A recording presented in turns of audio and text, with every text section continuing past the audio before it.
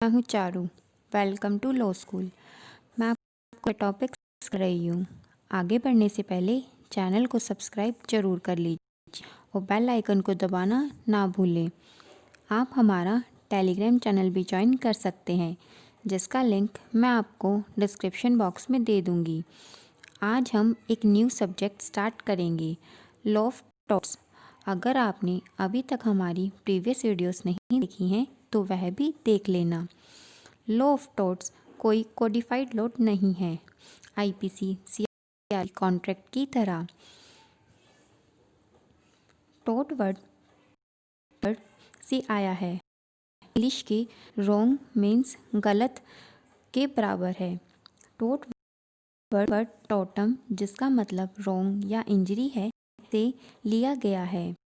Court में अगर कोई पर्सन अपनी ड्यूटी का वायलेशन मीन्स ब्रीच करता है तो उसे सिविल रॉन्ग ट्रीट किया जाएगा।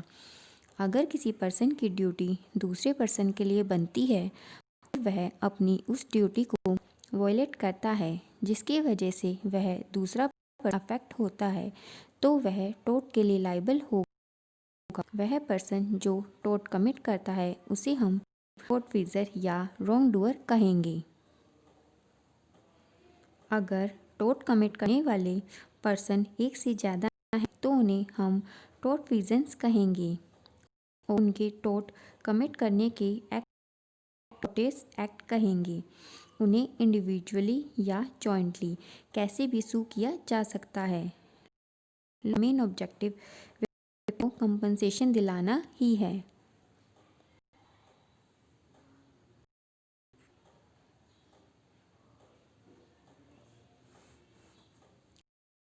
नेशन एक्ट के सेक्शन 2 क्लोज एम में टॉट दी गई है, जिसमें कि उसे सिर्फ सिविल रॉन्ग ना कह के ब्रीच ऑफ ट्रस्ट और ब्रीच ऑफ कॉन्ट्रैक्ट भी कहा गया है।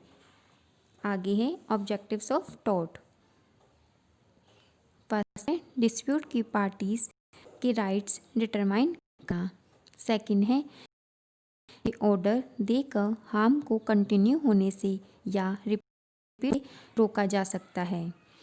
थर्ड है लॉ में दिए गए इंडिविजुअल्स के राइट को प्रोटेक्ट करना, फॉर एग्जांपल किसी पर्सन की रेपुटेशन को। फोर्थ है अगर किसी रियल ओनर से उसकी प्रॉपर्टी रॉन्गफुली ली गई है, उस रियल ओनर को उसकी प्रॉपर्टी वापस दिलाना भी टॉट का एक ऑब्जेक्टिव है।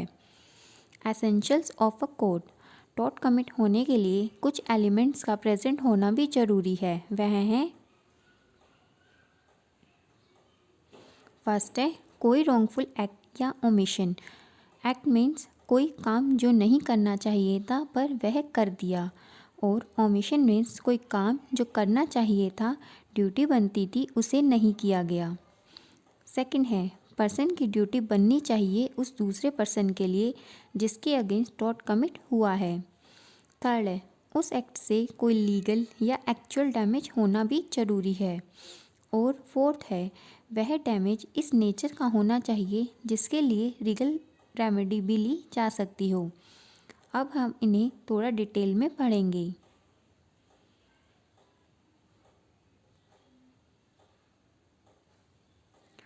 फर्स्ट है व्हाट इज़ रॉन्गफुल एक्ट। अभी तक हमने पढ़ा है कि टॉट एक रॉन्गफुल एक्ट है, पर रॉन्गफुल एक्ट है क्या?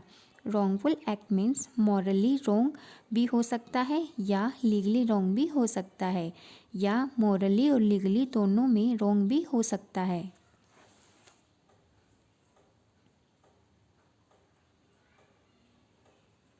सेकंड है what is duty imposed by law. Care करने की ड्यूटी सभी इंडिविजुअल्स की होती है, पर वह ड्यूटी रीजनेबल होनी उतनी ही है कि वह दूसरे पर कोई हार्मफुल इफ़ेक्ट ना हो। हमारी इंडियन कोर्ट्स में वह ड्यूटी लीगली इन्फोर्सिबल करवाई जा सकती है जो लॉ द्वारा ही इम्पोज की गई है। थर्ड है what is legal damage. Legal damage को शॉर्ट में हम कह सकते हैं इंजरी। डैमेज वर्ड को डैमेज जिस वर्ड से कंफ्यूज किया जा सकता है, क्योंकि यह दोनों देखने में सिमिलर ही लगते हैं पर ये दोनों ही वर्ड्स अलग अलग हैं। डैमेजिस वर्ड से मतलब है कंपनसेशन मांगना, जबकि डैमेज वर्ड का मतलब है एक्चुअल में लॉस या इंजरी होना।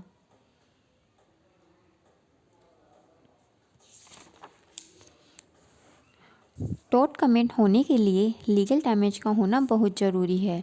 कोर्ट में टॉर्ट प्रूव करने के लिए प्लेंटिफ को प्रूव करना पड़ता है कि कोई रॉन्गफुल एक्ट या ओमिशन कमिट हुआ है जो कि किसी लीगल ड्यूटी को वायलेट करने की वजह से हुआ है या जिसकी वजह से कोई लीगल राइट वायलेट हुआ है।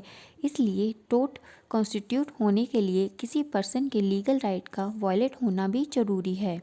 पर अगर कोई वायलेशन नहीं हुआ हो तो लॉ ऑफ टॉर्ट्स में कोई एक्शन नहीं लिया जा सकता। गाइस, आज के लिए इतना ही।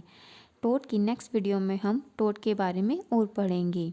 वीडियो अगर अच्छी लगी हो तो लाइक ज़रूर करना और अपने फ्रेंड्स के साथ शेयर करना मत भूलना। Thank you guys.